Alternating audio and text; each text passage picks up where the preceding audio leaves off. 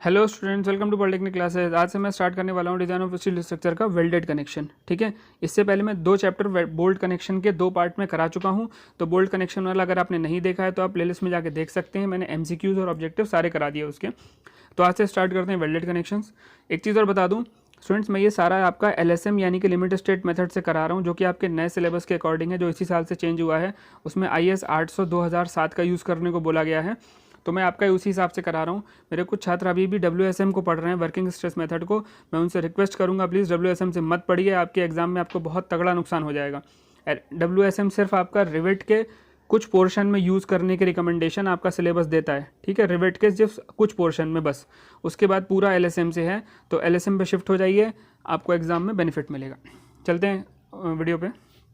तो चलिए student, question करने से पहले आज मैं थोड़ा सा बेसिक ओवरव्यू दे दूं, ताकि आप समझ पाएँ क्वेश्चंस करने में आपको आसानी हो कि वेल्ड्स किस टाइप के होते हैं, वेल्ड के बेसिक नेमिंग क्या होती है और कुछ कंपोनेंट्स क्या होते हैं मैं बता दूं। ठीक है, सबसे पहले स्टार्ट करते हैं फिलेट वेल्ड से। ठीक, आपके सिलेबस में फिलेट वेल्ड और बट वेल्ड ही है, तो फिलेट वेल्ड। ठीक है, फिलेट वेल्ड का जो थ्योरी या कॉन्सेप्ट होता है वो ये होता है, फिलेट वेल्ड में जो 2 मेटल हैं वो एक तल में नहीं मिलते। ठीक है, वो अलग अलग तल में मिलते हैं। इस कारण से इनमें एक उत्केंद्रता उत्पन्न होती है। ठीक, इनको इन जॉइंट वजह से ये एंड है, ये एंड है, यहाँ पर इनको वेल्ड करके आपस में जोड़ दिया जाता है। ठीक, जैसे कि आप यहाँ पे देख रहे हैं, एक ये मेटल है, दूसरा एक नीचे प्लेट है, और इन दोनों प्लेट को यहाँ पर वेल्ड से जोड़ दिया गया। ठीक, उसी तरह से आप यहाँ देखिए, यहाँ पर एक वर्टिकल एक हॉरिजॉन्टल प्लेट है, इनको आपस में वेल्ड से जोड़ दिया गया। ठीक है, तो ये है फिलेट वेल्ड। फिलेट वेल्ड के जो कंपोनेंट्स होते हैं वो जान लेते हैं। देखिए, ये जो मेंबर आप देख रहे हैं, इसमें जो सेंटर का पोर्शन है यहाँ पर फिलेट वेल्ड किया गया है। ठीक, अब इस फिलेट वेल्ड के कंपोनेंट्स क्या हैं देखिए। सबसे पहले आप इसके अंदर देखिए, मैं इसको थोड़ा बड़ा करके दिखा दे रहा हूँ। ठीक है, इसके अंदर एक डॉटेड लाइन आपको दिखेगी। ठीक है, ये डॉटेड लाइन जो है ये ट्राइंगल बनते हैं इसके अंदर एक। ठीक, ये वो ट्राइंगल होता है जो इस कर्वेचर के अंदर सबसे बड़े साइज का ट्राइंगल बन सकता है। ये हमें क्या दिखाता है, जो इसका सबसे नीचे वाला पॉइंट है ना, मैं इस कंपोनेंट की बात कर रहा हूँ, जो सबसे नीचे वाला पॉइंट है वो कहलाता है रूट। ठीक है, रूट या जड़ हिंदी में इसका ये मतलब होता है। यहाँ पर एक हॉरिजॉन्टल लाइन होती है, इस तरीके से इंक्लाइंड लाइन होती है, जो इस लाइन को इसके परपेंडिकुलर इससे मिलाती है। ठीक, इसको कहते हैं इस हिस्से को थ्रोट। ठीक है, या फिर हिंदी में कंठ। ठीक, इसके अलावा जो ये जॉइंट है, जहाँ तक ये जॉइंट खत्म हुआ है ऊपर जाके, यहाँ और यहाँ दोनों तरफ, मैं कलर चेंज करके बताता हूँ, जिन पॉइंट्स पर ये खत्म हुआ है यहाँ पर और यहाँ पर। ठीक है, ये होता है लेग, इसको कहते हैं लेग ऑफ वेल्ड या फिर वेल्ड की टांग। ठीक है, लेग ऑफ वेल्ड।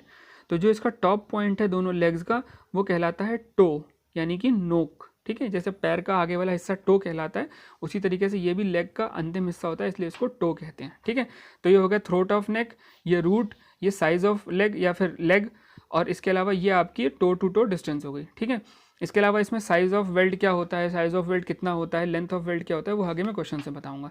ठीक है, अब देख लेते हैं बट वेल्ड।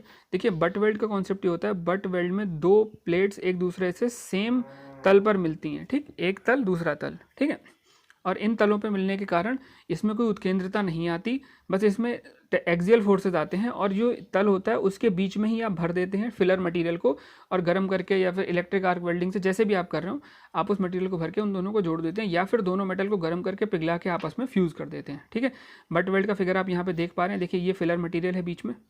ठीक है, इस फिलर मटीरियल को इन दोनों प्लेट्स के अंदर भर दिया गया, एक ये प्लेट और एक ये पीछे वाली प्लेट, और इनको आपस में भर के फ्यूज़ कर दिया गया, इससे दोनों मेटल पीसेस आपस में जुड़ गए हैं। ठीक, तो ये होता है बट वेल्ड और फिलेट वेल्ड का बेसिक कॉन्सेप्ट। ठीक, बाकी हम क्वेश्चंस करते हैं, आगे जितनी डिटेल्स होगी मैं आपको एक एक करके। तो चलिए स्टूडेंट, देख लेते हैं क्वेश्चन नंबर 1।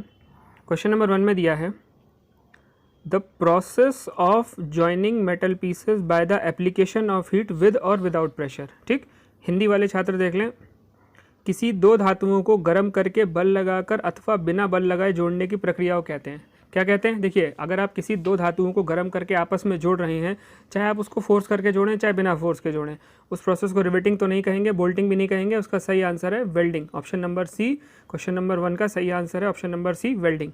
ठीक है, दूसरा क्वेश्चन है, various processes used for welding are.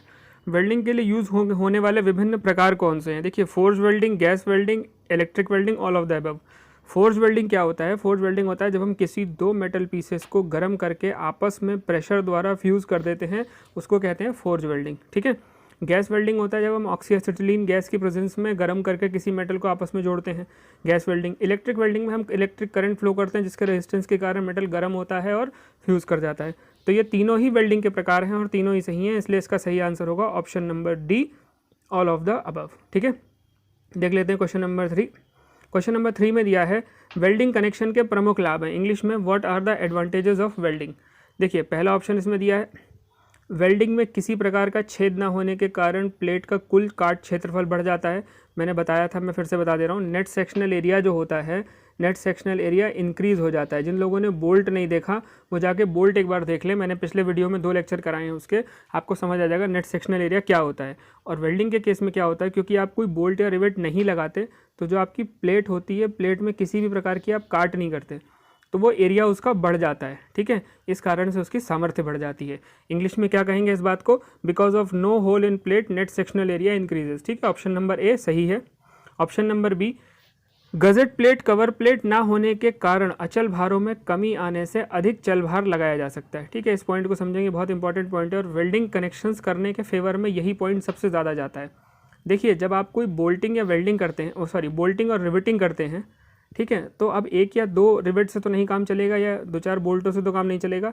इसके अलावा आप इस पर कवर प्लेट्स भी लगाएंगे, क्योंकि बोल्टिंग और रिवेटिंग सीधे नहीं होती, किसी कवर प्लेट या गजेट प्लेट के अंदर ही होती है। ठीक है, तो इन सब चीज़ों के जो ये आप अलग से मेंबर्स लगा रहे हैं, इनका खुद का भी कुछ सेल्फ वेट होता है। ठीक है, और उस सेल्फ वेट के कारण ये खुद से जो वज़न रखते हैं वो एक डेड लोड की तरह काम करता है। डेड लोड जो लोग नहीं जानते बता दूं, डेड लोड ऐसा लोड होता है जो किसी संरचना पर उसके पूरे लाइफ स्पैन भर लगा रहता है। ठीक है, अब आपने ये सब चीज़ें लगाई तो वो डेड लोड उस पर लाइफ टाइम रहा। अगर मान लीजिए उस एक स्ट्रक्चर की कैपेसिटी थी 100 किलो न्यूटन लोड लेने की, और आपने इन सब से भी कुछ लोडिंग बढ़ा के उसका डेड लोड 50 किलो न्यूटन तो उस पर लाइफ टाइम के लिए रख दिया। ठीक है, अब 100 किलो न्यूटन उसका है तो आप लाइव लोड कितना रख सकते हैं, अधिक से अधिक 20, 25, 30 किलोग्राम, और क्योंकि सेफ्टी भी छोड़नी है उसके बाद आपको फिर। पर वहीं अगर आप इसको हटा देंगे riveting, bolting, gusset plate, cover plate को, तो जो इनका वजन है वो घट जाएगा और उसके वजन में आप क्या कर सकते हैं, एक्स्ट्रा लाइव लोड लगा सकते हैं, तो आपके स्ट्रक्चर की उपयोगिता और बढ़ जाएगी। ठीक है, तो ऑप्शन नंबर बी जो कह रहा है कि due to absence of cover plate and, ये एंड होगा, cover plate and gusset plate increase live load can apply. सही बात है, ऑप्शन नंबर बी भी इसका सही है। तीसरा है पूरी तरह से दृढ़ जोड़ होते हैं। ठीक, जैसे हम पिन जोड़ या रिवेटेड जोड़ कहते हैं, तो वो ट्रांसलेशनल मूवमेंट अलाउ नहीं करता, मतलब उसमें आप किसी 1-2 डायरेक्शन में मूव नहीं कर सकते, परंतु रोटेशनल मूवमेंट उसमें हो सकता है। ठीक है, वहीं आप अगर वेल्डिंग जोड़ की बात करें तो इसमें किसी भी तरीके का मूवमेंट अलाउ नहीं करता वो। ठीक है, पूरी तरह से रिजिड सॉलिड जोड़ होता है, तो जहाँ पर आपको रिजिड जॉइंट्स की जरूरत है वहाँ पर भी आप वेल्डिंग का यूज़ करते हैं। ठीक है, तो ऑप्शन नंबर सी भी इसका सही है। इस कारण से इसमें जो एडवांटेजेस हैं वो तीनों ही एडवांटेज, और इसका सही ऑप्शन होगा आंसर नंबर डी, उपरोक्त सभी। ठीक है, अगला क्वेश्चन देख लेते हैं। क्वेश्चन नंबर 4 में कहा गया है डिसएडवांटेजेस ऑफ वेल्डिंग जोड़। अब देखिए वेल्डिंग जोड़ के नुकसान क्या हैं, वेल्डिंग जोड़ के नुकसान क्या हैं। Welded joints are rigid, joint ductility is very low. Hindi वाले छात्र देखें, वेल्ड जोड़ कठोर होते हैं, जोड़ों में लचीलापन बहुत कम होता है। सही बात है, वेल्ड जोड़ कठोर होते हैं, लचीलापन कम होता है, क्योंकि वेल्डिंग करते समय आप गर्म करते हैं, ठीक है, किसी मेटल के पार्ट को। ठीक, इस कारण वहाँ पर टेम्परेचर स्ट्रेसेस जनरेट होते हैं और वो जोड़ जब ठंडा पड़ जाता है तो रिजिड हो जाता है। ठीक है, डक्टिलिटी खत्म हो जाती है। वहीं अगर आप रिवेट या बोल्ट का यूज़ करते हैं तो कुछ हद तक तन्यता या डक्टिलिटी उसमें रहती है। ठीक है, क्योंकि वो कोल्ड फॉर्म में यूज़ होता है, तो इस कारण से ये एक नेगेटिव पॉइंट है वेल्ड का कि उसमें क्रैक्स पड़ने के चांसेस इस कारण से रहते हैं, क्योंकि डक्टिलिटी उसमें बहुत कम रहती है। तो पहला पॉइंट इसका सही है। दूसरा देखें, इंग्लिश में temperature stresses are generated due to uneven heating and cooling, और हिंदी वाले छात्र समझें असमान तापमान होने से ऊष्मीय प्रतिबल उपजते हैं। बिल्कुल सही बात है, आप अगर किसी मेटल को गर्म करेंगे तो क्या होगा, उसमें कुछ एक्सपेंशन होगा। ठीक है, कुछ एक्सपेंशन होगा, कुछ कॉन्ट्रैक्शन होगा। इस कारण से अगर वो अनइवन ठंडा हुआ, मान लीजिए आपने गर्म किया और ठंडा होने में अगर मेटल की थिकनेस ज़्यादा हुई, प्लेट की थिकनेस ज़्यादा हुई, तो ऊपर की सतह जल्दी ठंडी हो जाएगी, नीचे की सतह देर में ठंडी होगी, और ये देर से गर्म ठंडा होने के कारण इसमें एक स्ट्रेसेस जनरेट हो जाती हैं, क्योंकि जो गर्म होगा वो एक्सपेंशन करेगा, जो ठंडा होगा वो कॉन्ट्रैक्शन करेगा और एक स्ट्रेस जनरेट कर लेगा अंदर। ठीक है, तो ऊष्मीय तापमान के कारण प्रतिबल उत्पन्न होते हैं, ये भी सही ऑप्शन है, बिल्कुल ऑप्शन बी भी सही है। इसके बारे में एक चीज़ और बता दूँ, वेल्डेड जॉइंट्स का एक बहुत बड़ा जो नेगेटिव पॉइंट या डिसएडवांटेज है वो ये है कि आपने अगर पढ़ा होगा तो हम लोग जब वेल्ड या रिवेटिंग या बोल्टिंग करते हैं तो हम जॉइंट्स के बीच में एक एक्सपेंशन जॉइंट छोड़ते हैं मेटल्स में। ठीक है, मेटल्स की एक प्रॉपर्टी होती है, मेटल्स जब टेम्परेचर एनवायरनमेंट के कारण अगर गर्म होते हैं तो वो थोड़ा सा एक्सपेंड करते हैं। ठीक है, जिस कारण से आप एक कॉन्ट्रैक्शन या एक्सपेंशन एक जोड़ पर थोड़ा सा छोड़ देते हैं, ताकि अगर भविष्य में एक्सपेंड करे तो वो जो गैप मिलेगा उससे, उसके कारण से वो अगले पे स्ट्रेस जनरेट ना हो गई। पर वेल्डिंग तो टच करके ही होगी, वेल्डिंग कभी गैप लेके तो नहीं हो सकती। इस कारण से वेल्डिंग जॉइंट में आप कॉन्ट्रैक्शन एक्सपेंशन जॉइंट्स नहीं दे सकते, जिसे आप रिवेट और बोल्ट में दे सकते हैं। ठीक है, तो ये एक इसका डिसएडवांटेज है। आगे चलते हैं, ऑप्शन नंबर सी इसमें दिया है, स्किल्ड लेबर ऑलवेज रिक्वायर्ड, कुशल श्रमिक की हमेशा आवश्यकता रहती है। बिल्कुल सही बात है, अगर आप स्किल्ड लेबर नहीं लगाएंगे, देखिए बोल्टिंग तो कोई भी कर लेगा, ठीक है, बोल्ट में एक नट और बोल्ट को टाइट करना है, पर वेल्डिंग हर कोई नहीं कर सकता। वेल्डिंग वही कर सकता है जिसको पूरे तरह से वो काम आता है। तो एक स्किल्ड लेबर की ज़रूरत है, एक फाउंडेशन और हो गई।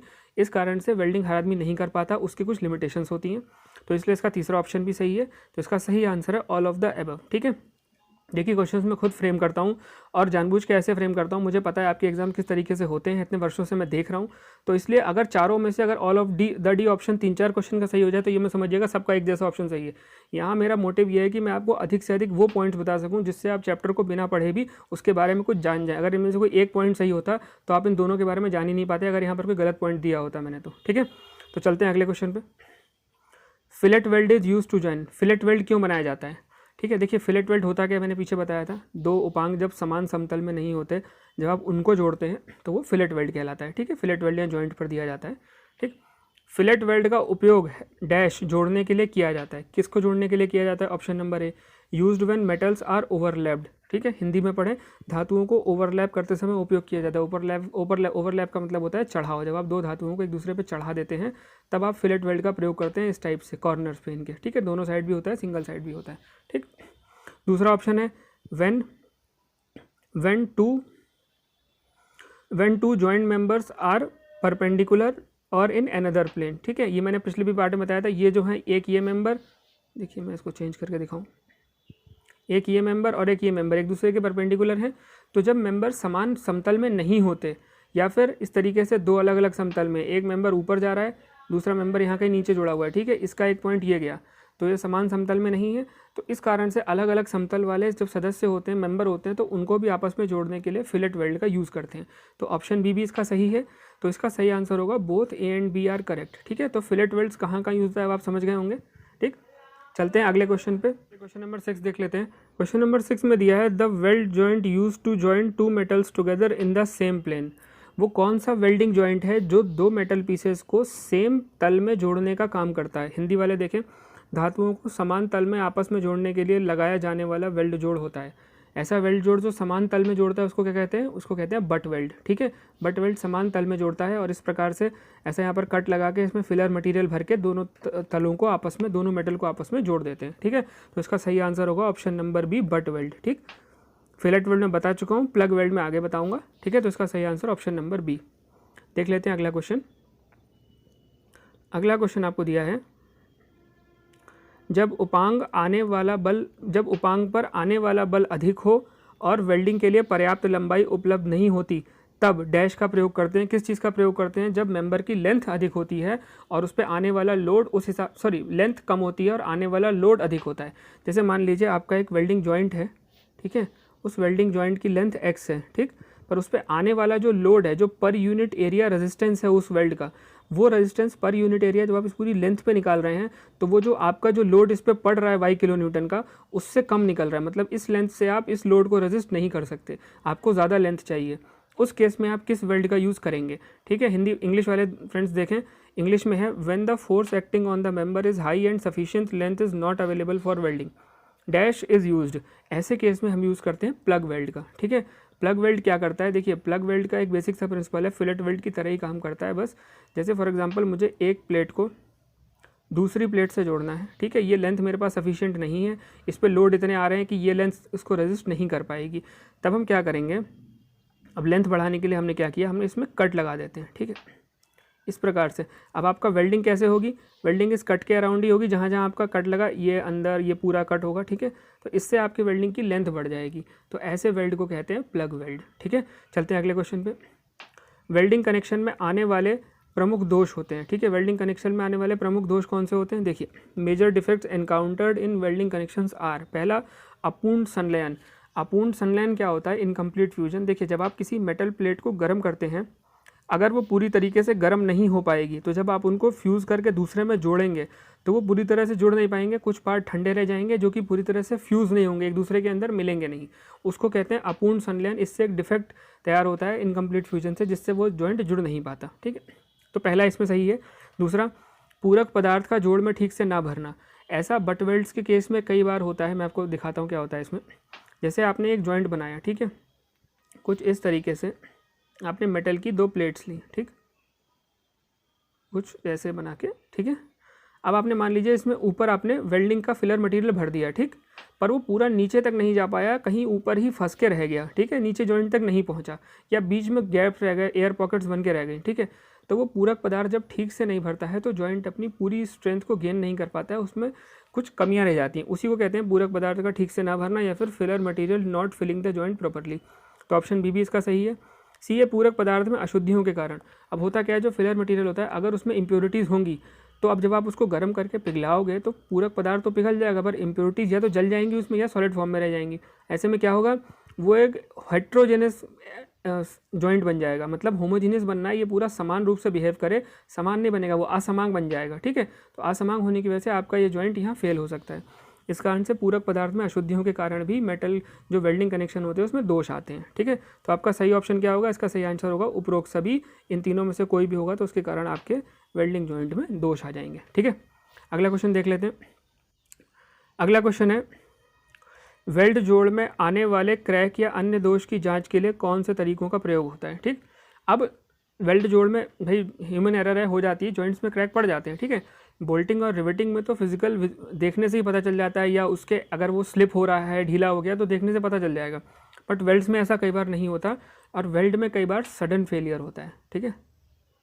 सडन फेलियर में क्या होता है, वो स्ट्रक्चर जो मैंने बताया था डक्टिलिटी नहीं होती इसमें, ठीक है। अब डक्टिलिटी नहीं होती तो अगर इसमें कोई क्रैक पड़ा तो वो एकदम से फेल कर जाएगा, ठीक है। तो इस कारण से इसमें प्रॉपर मेंटेनेंस और इन्वेस्टिगेशन या चेकिंग करनी पड़ती है कि किस तरीके से आपका जॉइंट बिहेव कर रहा है, ठीक। तो अगर आपको जॉइंट में क्रैक देखने हैं तो किस किस मेथड्स का यूज़ करते हैं, what methods are used to check for cracks और other defects in weld joints. पहला मैग्नेटिक पार्टिकल मेथड, इसमें क्या है, हम एक मेटल के जहाँ पर हमने वेल्डिंग की है वहाँ पर महीन महीन मेटल के पीसेस बिछा के उस पर करंट फ्लो करते हैं, तो वो एक स्पेसिफिक पाथ को फॉलो करने लगते हैं। अगर ऐसा कोई अरेंजमेंट बनता है तो वो उसकी क्रैक की पाथ होती है, ये माना जाता है। दूसरा अल्ट्रासोनिक मेथड, आप इसमें अल्ट्रासोनिक मेथड में साउंड वेव्स पास कराते हैं और उसके बाद आप ये देखते हैं कि वो साउंड्स वापस कितनी देर में आ रही है, इससे एक मशीन से कैलकुलेशन करते हैं कि आपके उस जॉइंट में कोई क्रैक है या नहीं। तीसरा रेडियोग्राफी, इसमें एक्स रेज और गामा रेज का यूज़ करके भी हम उसके मेटल के जॉइंट के अंदर देखते हैं कि उसमें कोई क्रैक पड़ रहा है कि नहीं, ठीक है। तो ये तीनों सही हैं, तीनों वेल्डिंग के कनेक्शन में डिफेक्ट्स पता करने के लिए यूज़ होते हैं। इस कारण से इसका आंसर होगा all of the above, option number D, ठीक है। चलते हैं अगले क्वेश्चन पे। अगला क्वेश्चन नंबर 10 हमें क्या बता रहा है। क्वेश्चन नंबर 10 में दिया है, size of fillet weld is defined by, ठीक है। फिलेट वेल्ड का साइज डिफाइंड होता है 802/2007 के हिसाब से। साइज ऑफ वेल्ड मैंने आपको पीछे बताया था, साइज ऑफ वेल्ड क्या होता है, फॉर एग्जांपल आपका ये फिलेट वेल्ड है, तो इस फिलेट वेल्ड पे ये आपने वेल्डिंग की हुई है, ठीक है। तो इस वेल्डिंग की जो लेग होगी ना, ये लेग होती है, इसको कलर चेंज कर दूँ मैं, ये इसकी लेग है, ठीक है। ये दोनों लेग हैं, एक L1 एक L2, ज़रूरी नहीं है दोनों बराबर हों, छोटी बड़ी भी हो सकती हैं, बराबर भी हो सकती हैं। तो इनमें से जो छोटी लेग होगी ना वही साइज़ ऑफ वेल्ड कहलाएगी, स्मॉल s से उसको डिनोट किया जाएगा, ठीक है। तो लेग 1 लेग 2 में से जो छोटी लेग होगी वही साइज़ ऑफ वेल्ड कहलाएगी, ठीक। ये वाला हिस्सा, ये जो परपेंडिकुलर डिस्टेंस है, ये इसकी थ्रोट कहलाती है। ये जो दोनों पॉइंट हैं ऊपर वाले, ये दोनों टो, इन टो के बीच की जो स्ट्रेट लाइन है उसको यहाँ थ्रोट से मिलाने वाली लाइन थ्रोट थिकनेस या फिर इसकी थिकनेस कहलाती है, ठीक है। तो अब आगे चलते हैं। इस क्वेश्चन में क्या दिया है, क्वेश्चन में दिया है it is equal to length of long weld, ठीक है। तो आपका जो साइज ऑफ वेल्ड है वो क्या होता है, पहला ऑप्शन दिया है it is equal to the length of long weld, यह वेल्ड की लंबी टांग की लंबाई के बराबर होता है। नहीं, गलत है, ये लंबी टांग की लंबाई के बराबर तो होता ही नहीं है, छोटी वाली के बराबर होता है जो L1 L2 में छोटा होता है। अगर दोनों बराबर हैं तो फिर कोई भी ले लीजिए, ठीक है। तो पहला वाला गलत है, ऑप्शन नंबर 1 गलत है। Option 2 it is equal to length of short weld leg, यह वेल्ड की छोटी लेग की लंबाई के बराबर होता है, बिल्कुल ऑप्शन बी इसका सही है। It is equal to distance between toes of both weld, देखिए एक टो ये होता है जहाँ पर वेल्ड ऊपर खत्म होता है, एक टो ये है, इनके बीच की डिस्टेंस, इसको तो कभी नहीं कहते ये, ठीक है। तो ऑप्शन नंबर बी इसका सही आंसर है। साइज ऑफ वेल्ड क्या होता है, साइज ऑफ वेल्ड की परिभाषा होती है तो वेल्ड की जो छोटी वाली लेग होती है उसकी लेंथ को साइज ऑफ वेल्ड कहते हैं, ठीक है। अगला क्वेश्चन देख लेते हैं। On cooling the outer face is in compression of which fillet weld, ये कोड द्वारा कहा गया है कि जब हम वेल्ड करते हैं तो वेल्ड 3 प्रकार से होता है, ठीक है। एक होता है कॉन्वेक्स, एक होता है कॉनकेव, ये अवतल और उत्तल है कॉनकेव, और तीसरा होता है माइटर फिलेट वेल्ड। उसमें आप किस तरीके से काम करते हैं, ऐसा एकदम स्ट्रेट, ठीक है। ये लास्ट वाले की इफ़िशियंसी सबसे अधिक होती है और इसकी कॉन्वेक्स वाले की स्ट्रेंथ सबसे अधिक होती है, ठीक है। अब देख लेते हैं क्वेश्चन में दिया है ठंडा होने पर किस फिलेट वेल्ड का बाहरी सिरा संपीड़न में होता है, या on cooling the outer face is in compression of which fillet weld. Mitre नहीं होता, कॉन्वेक्स बिल्कुल कॉन्वेक्स का होता है। कॉन्वेक्स में जब ठंडा होता है तो यहाँ पे कॉन्ट्रैक्शन स्टार्ट होती है, कॉन्ट्रैक्शन की वजह से अंदर को दबने लगता है और यहाँ पे कंप्रेसिव फोर्सेज जनरेट हो जाते हैं। तो इसका सही है option number B, convex fillet weld, ठीक है। चलते हैं क्वेश्चन नंबर 14 पे। 14 में दिया है on cooling the outer face is in tension of which fillet weld. ऊपर आपने कंप्रेशन देखा, आप टेंशन देखिए। ठंडा होने पर किस फिलेट वेल्ड का बाहरी सिरा संपीड़न, ये सॉरी संपीड़न नहीं होगा, यहाँ पर तनन होगा, ठीक है। बाहरी सिरा तनन में होता है। तनन में किसका होता है, आपका कॉन्वेक्स का कंप्रेशन में होता है, और जो कॉन्केव होता है इसका टेंशन में होता है, ठीक है। तो ये आपको समझ गए किसका आउटर सिरा कॉन्वेक्स फिलेट वेल्ड का किस में होता है और कॉन्केव फिलेट वेल्ड का किस में होता है। इसी टाइप के क्वेश्चन आपके एग्जाम में आएंगे भी, ठीक है। आगे चलते हैं, देख लेते हैं क्वेश्चन नंबर 15। क्वेश्चन नंबर 15 में दिया है minimum size of fillet weld given by IS 800, ठीक है। तो जो आपका नया कोड है IS 800, उसके द्वारा minimum size of fillet weld क्या दिया गया है, 5 mm, 4 mm, 3 mm या 2 mm। तो मैं आपको बता दूं जो आपका कोड है नया, उसके द्वारा मिनिमम फिलेट वेल्ड का साइज़ जो दिया है वो दिया है 3 mm, ठीक है। पुराने वाले में भी इतना ही था, परंतु कुछ जगह चेंज हुआ है, कुछ जगह नहीं चेंज हुआ है, तो इसका मिनिमम साइज़ जो है वो 3 mm दिया गया है। आप इसको इस टेबल से भी समझ लें। देखिए ये आपके IS कोड की टेबल है, ठीक है। इसमें दिया है minimum size of first run और for a single run fillet weld, ठीक है। सिंगल रन या फर्स्ट रन क्या होता है, जैसे आपने फॉर एग्जांपल एक ही वेल्ड लगाया, ठीक। तो इस वेल्ड में जब आप एक बार वेल्डिंग करते हैं ना, ये पूरा एरिया की बात कर रहा हूँ मैं, ठीक है। तो ये वेल्डिंग पूरी फर्स्ट रन होती है। इसके बाद आपको थिकनेस बढ़ानी है, आपने दोबारा एक और वेल्डिंग कर दी तो वो सेकंड रन होगी, ठीक है। तो जो फर्स्ट रन वेल्डिंग होती है उसके लिए जो कोड ने आपको मिनिमम थिकनेस दे रखी है, देखिए उसको समझ लें कोड ने किस प्रकार से दिया है। कोड ने दिया है थिकनेस ऑफ थिकर पार्ट, ठीक है, ओवर अप एंड इंक्लूडिंग, ठीक। मतलब 0 से लेके 10 mm तक जो आपका प्लेट है जिनको आप आपस में जोड़ रहे हो, ठीक है, तो उनकी थिकनेस जब 10 mm तक होगी तो आप मिनिमम साइज़ जो रखेंगे वेल्ड का वो 3 mm रखेंगे, ठीक है। जब आप 10 से 20 आएंगे, 10 से 20 आने पर आपका जो मिनिमम साइज़ हो जाएगा वो बढ़ के हो जाएगा 5 mm, ठीक है। 20 से 32 चलेंगे तो 6 mm, और 32 से 50 mm जब थिकनेस हो जाएगी आपके प्लेट्स की तो 8 mm फर्स्ट रन के लिए और 10 mm minimum size of weld उसके बाद हम रखेंगे, ठीक है। मतलब उसके बाद हम उसको वेल्ड साइज़ को बढ़ाते चले जाएंगे, ठीक। तो इस प्रकार से ये आपकी टेबल काम कर रही है और इसी का यूज़ हमने किया, तो इसमें मिनिमम साइज़ क्या पता चला, मिनिमम साइज़ होता है 3 mm, ठीक। तो चलते हैं क्वेश्चन पे। क्वेश्चन में इसका सही आंसर होगा ऑप्शन नंबर C, 3 mm, ठीक। क्वेश्चन नंबर 16 देख लें। 16 में दिया है मैक्सिमम साइज़, अभी आपने मिनिमम साइज़ देखा, अब देखिए maximum size of fillet weld in case of square edge. अब ये चीज़ समझ लें, स्क्वायर एज क्या होता है, जैसे हमने कोई मेटल का प्लेट लिया, वो प्लेट आगे से इस टाइप से है, ठीक है, 90 डिग्री एज पर है, ठीक।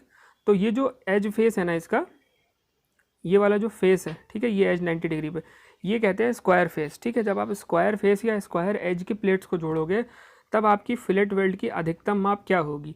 तो फिलेट वेल्ड की अधिकतम माप जो कोड द्वारा दी गई है उस केस में वो है एस मैक्स, यानी कि साइज ऑफ वेल्ड का मैक्स बराबर टी मिनिमम माइनस 1.5 mm, ठीक।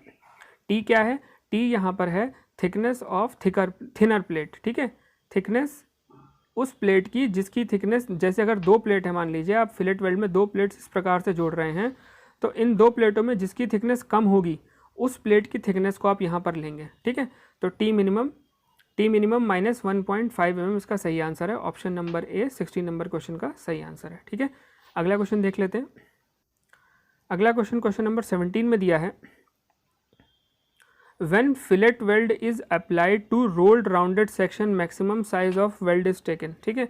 जब रोल्ड खंड का जब रोल्ड खंड पर फिलेट वेल्ड लगाया जाता है तो वेल्ड का अधिकतम माप लिया जाता है, ठीक है। अभी मैंने आपको स्क्वायर एज बताया था, अब राउंडेड एज क्या होता है, जैसे फॉर एग्जांपल आपने एंगल सेक्शन का यूज़ किया, ठीक है। तो एंगल सेक्शन के आप एंड्स देखेंगे इस प्रकार से कर्व होते हैं, यहाँ कॉर्नर से कर्व होता है, ठीक है। इसको राउंडेड एज या फिर रोल्ड सेक्शन कहते हैं इस टाइप के स्टील के सेक्शंस को, ठीक है। तो जब आप रोल्ड सेक्शन पे वेल्डिंग करते हैं उस केस में जो वेल्ड ने मैक्सिमम फिलेट की साइज़ ऑफ वेल्ड दी है उसकी क्या उन्होंने कैलकुलेशंस बताई है या फॉर्मूला बताया है, वो बताया उन्होंने 3/4 इंटू टी मिनिमम, ठीक है। टी वही होगा, आप जिन 2 सेक्शंस को आपस में जोड़ रहे हैं उनमें जो मिनिमम थिकनेस जिसकी होगी उसको गुणा कर दें 3/4 से, ठीक है। उससे आपका जो साइज़ निकलेगा वो मिनिमम फिलेट वेल्ड की माप होगी या साइज़ ऑफ वेल्ड होगा, ठीक है। क्वेश्चन नंबर 18 देख लें। एज पर IS 800 size of butt weld in complete penetration is defined by, Hindi वाले देखें, IS 800-2000 के अनुसार बट वेल्ड में कंठ का माप जबकि पूरक पदार्थ प्लेट की पूरी मोटाई में प्रवेश किया और परिभाषित किया जाता है। बट वेल्ड में पहले बता चुका हूँ तो फिर से बताने की ज़रूरत नहीं है, आप ये समझ लें कंप्लीट पेनिट्रेशन या फिर जो पूर्ण पदार्थ मोटाई तक गया। इस बात का क्या मतलब है, जैसे मान लीजिए आपने एक वेल्डिंग की, ठीक है, 2 सेक्शन आपने लिए और उनको आपस में जोड़ा, ठीक, कुछ इस प्रकार से, ठीक है। अब वेल्डिंग करते टाइम आपने जब वेल्डिंग मेटल का यूज़ किया वो पूरी तरह से उसकी डेप्थ में बिल्कुल नीचे तक चला गया, ठीक है, मतलब पूरा भर गया, उसके अंदर कोई जगह स्पेस खाली नहीं बची। उस केस में अगर आपकी वेल्डिंग बट वेल्ड में इस तरीके की है तब आप साइज़ ऑफ वेल्ड क्या लेंगे, देखिए total thickness of butt weld, मतलब ये थिकनेस जितनी बट वेल्ड की है चौड़ाई वो लेंगे, नहीं ये गलत है, ये नहीं लेते, ठीक है। दूसरा डेप्थ ऑफ बट वेल्ड, मतलब इस पॉइंट से जो टॉप पॉइंट है और बॉटम है यही तो डेप्थ होगी, ये भी नहीं लेते। इसका जो सही आंसर है जो कोड द्वारा दिया गया है वो है effective throat thickness equal to the thickness of thin plate. मतलब अगर आप 2 प्लेट्स को आपस में जोड़ रहे हैं, ठीक है, तो जो कोड ने बोला है, कोड ने इसको 2 तरीके से डिफाइन किया। पहले तो ये डिफाइन किया कि मान लीजिए आपकी 2 प्लेट्स हैं, दोनों की थिकनेस अलग अलग है, ठीक, तो जो थ्रोट की जो थिकनेस होगी उसकी इफेक्टिव थिकनेस को आप साइज ऑफ वेल्ड कहेंगे, ठीक है। अब वेल्ड पूरे चौड़ाई पे बराबर नहीं होता है, अगर वो वी शेप में है तो कहीं पे पतला होगा, ठीक है, तो थ्रोट वहाँ की उसकी इफेक्टिव जो चौड़ाई होगी उसको कहेंगे। परंतु इसको निकालना बहुत मुश्किल है पूरी चौड़ाई पे, तो उन्होंने उसका आसान तरीका ये बताया कोड ने कि आप उसमें क्या करें, जिस प्लेट की थिकनेस मिनिमम हो, ठीक है, उस प्लेट को ही इफेक्टिव थ्रोट थिकनेस मान लें बट वेल्ड के केस में, ठीक है। तो आप क्या समझे इससे, इसका सही ऑप्शन है option number C, effective throat thickness equal to the thickness of thin plate, ठीक। जो पतली प्लेट है उसकी थिकनेस के बराबर इफेक्टिव थ्रोट थिकनेस होगी बट वेल्ड में, ठीक। क्वेश्चन नंबर 19 में दिया है effective throat of butt weld should not be less than. Butt weld में इफेक्टिव थ्रोट जो लेंथ होती है वेल्ड, जैसे मान लीजिए आपने वेल्डिंग की, ठीक है, आपने 2 प्लेट्स को आपस में जोड़ा, ठीक। अब ये जो लेंथ ऑफ वेल्ड है, ये जो बीच में लेंथ ऑफ वेल्ड है, ठीक है, ये मिनिमम से मिनिमम कितनी होनी चाहिए, क्योंकि अदरवाइज हमारी स्ट्रेंथ बियर नहीं करेगा वो। तो मिनिमम लेंथ जो होनी चाहिए वेल्ड की इन कंपैरिजन टू इफेक्टिव जो उसकी जो साइज़ ऑफ वेल्ड है, ठीक है, साइज़ ऑफ वेल्ड और इस लेंथ में एक रिलेशन बताया कोड ने। साइज़ ऑफ वेल्ड मैंने बताया था भैया अभी पीछे जो थ्रोट थिकनेस थी, तो साइज़ ऑफ वेल्ड से थ्रोट थिकनेस आप कैसे लेंथ ऑफ वेल्ड कैसे रिलेट करेंगे, उसका फॉर्मूला है 4/s, ठीक है, ऑप्शन नंबर सी। ये कैसे है, मतलब जो साइज़ ऑफ वेल्ड है आप उसको 4 से गुणा कर दीजिए, ठीक है, साइज़ ऑफ वेल्ड को 4 से गुणा कर दीजिए, उसके बाद जो आपको वैल्यू मिलेगी वो वैल्यू आपके बराबर होगी लेंथ ऑफ वेल्ड के। मतलब आप अपने वेल्ड की लंबाई, आसान भाषा में समझें, वेल्ड की लंबाई 4s से कम नहीं रखेंगे, ठीक। जो आप टॉप से देखें तो जो लेंथ दिखेगी उसको किसी भी केस में 4s से कम नहीं रखेंगे, ठीक है। तो इसका ऑप्शन नंबर सी सही आंसर है 4s, ठीक। चलते हैं अगले क्वेश्चन पे, क्वेश्चन नंबर 20 देखिए। क्वेश्चन नंबर 20 में दिया है इन case of incomplete penetration in butt weld effective throat thickness for stress calculation should not be less then. अभी मैंने कंप्लीट पेनिट्रेशन बताया था आपको, अब इनकम्प्लीट पेनिट्रेशन या फिर कंठ में जब पूरी तरीके से भरने वाला पदार्थ नहीं पहुंच पाता उस केस में थ्रोट आप जो इफेक्टिव थ्रोट थिकनेस है वो क्या लेंगे, ठीक है। इफेक्टिव थ्रोट थिकनेस उस केस में क्या लेंगे, देखिए आपने फिलेट वेल्ड यहाँ पे वेल्ड भरा, मेटल भरा, ठीक है, अब ये आधी दूरी तक ही पहुँच पाया और ठंडा हो गया, ठीक, नीचे नहीं जा पाया या बीच में कोई एयर पॉकेट रह गई, ठीक है। उस केस में हमें कोड ने बताया है कि बट वेल्ड में प्रभावी कंठ की मोटाई जबकि पूरक पदार्थ प्लेट की पूरी मोटाई तक ना गया है कम से कम ली जाएगी, ठीक है। थ्रोट थिकनेस इस केस में क्या ली जाएगी, प्रभावी कंठ मोटाई, उसकी जो वैल्यू कोड ने हमें दे रखी है वो दे रखी है 5/8 इंटू टी मिनिमम, ठीक है। मतलब दोनों प्लेट्स में से जिसकी थिकनेस मिनिमम होगी उसको आप 5/8 से गुणा करेंगे, वो आपकी इफेक्टिव थ्रोट थिकनेस निकल के आएगी, ठीक है। तो ये हो गई इफेक्टिव थ्रोट थिकनेस, ठीक। क्वेश्चन नंबर 21 में दिया है what is the maximum difference of thickness of 2 plates to be joined by butt weld edge पर IS 800, ठीक है। तो IS 800 के द्वारा बट वेल्ड से अगर आप किन्हीं 2 प्लेट्स को जोड़ रहे हो तो उन 2 प्लेट्स के बीच चौड़ाई में या उनकी मोटाई कह लीजिए, जो भी कह लीजिए, मोटाई में कितना अंतर तक अनुमन्य है कोड द्वारा, ठीक है। मतलब एक मोटी है एक थोड़ी सी पतली प्लेट है, तो आप कितनी मोटी और पतली प्लेटों को जोड़ दोगे, वैसे तो नहीं, एक पतली सी प्लेट है दूसरी आपने उसके साथ एक बड़ा सा लोहे का टुकड़ा जोड़ दिया, तो उसके कुछ रूल्स हैं। तो वही बताया कोड ने कि जब आपकी दोनों प्लेटों की थिकनेस समान ना हो तो उस केस में दोनों प्लेटों की मोटाई हो उसको आप दोनों का रेशियो निकालें तो दोनों 25% ज़्यादा अंतर नहीं होना चाहिए, ठीक है। अगर आपका अंतर है तो आप कोशिश करें 25% से कम वाली प्लेटों को ही आपस में जोड़ें। मतलब एक का लेंथ अगर 16 mm है तो दूसरा भी 25% के रेशियो में उससे कम या ज़्यादा हो सकता है, बहुत ज़्यादा अंतर नहीं होगा। अगर ऐसा केस आता है कि नहीं आपको जोड़ना ही है तो फिर उसका प्रोविज़न कुछ और है, अभी आगे देखेंगे, ठीक है। तो आप समझ गए। IS 800 के अनुसार बट वेल्ड द्वारा जोड़ी जाने वाली दो प्लेटों की मोटाई का अंतर अधिकतम कितना लिया जा सकता है? अधिकतम लिया जा सकता है 25%, ठीक है। चलते हैं अगले क्वेश्चन पे। अगले क्वेश्चन में दिया है if thickness difference is more than 25% of the plates to be joined by butt weld. Butt weld से जोड़ी जाने वाली प्लेटों की अधिकतम मोटाई का अंतर 25% से अधिक हो तो, ठीक है, वही बात आ गई। अब मान लीजिए आपको जोड़ना ही है, एक प्लेट पतली है और एक प्लेट काफ़ी ज़्यादा मोटी है, ठीक है, और उनको जोड़ना ही है, कोई और ऑप्शन ही नहीं है, तब आप क्या करेंगे? तो पहला ऑप्शन दिया है प्लेटों को नहीं जोड़ेंगे, ये तो कोई मतलब ही नहीं होता, ठीक है। दूसरा ऑप्शन दिया है आपको यहाँ पे प्लेटों को 1:5 अनुपात में टेपर कर देते हैं। देखिए टेपर करना क्या होता है, जब आप किसी भी पार्ट को, किसी भी चीज़ को जब आप ऐसा स्लांट मोड़ देते हैं ना, घिस के या उसको काट के, उसको टेपर करना कहते हैं, ठीक है। तो प्लेटों को 1:5 अनुपात में टेपर कर देते हैं। Taper the plates in 1:5 ratio, हाँ जी ये सही है। यही कोर्ट ने प्रोविज़न दिया है कि जब आपकी प्लेट्स जब ज़्यादा मोटाई की हो तो आप जो दोनों प्लेट्स हैं उसको थोड़ी दूरी से 1:5 के रेशियो में टेपर कर दीजिए, ठीक है। मतलब 5 उसकी लेंथ है और 1 उसकी ऊंचाई है, ठीक। तो इस रेशियो में आप उन प्लेट्स को टेपर कर दीजिए और टेपर करके फिर उसके बाद उसका वेल्ड करिए, तब ये प्रोविज़न कोड ने दिया है कि तब आप उनको आपस में जोड़ सकते हैं, ठीक है। उसके बाद आप उसमें बीच में बट वेल्ड भर के उसको जोड़ सकते हैं, ठीक। प्लेटों को ऐसे ही जोड़ देते हैं, गलत है, डी ऑप्शन इसका हो नहीं सकता, उपरोक्त सभी, ठीक है।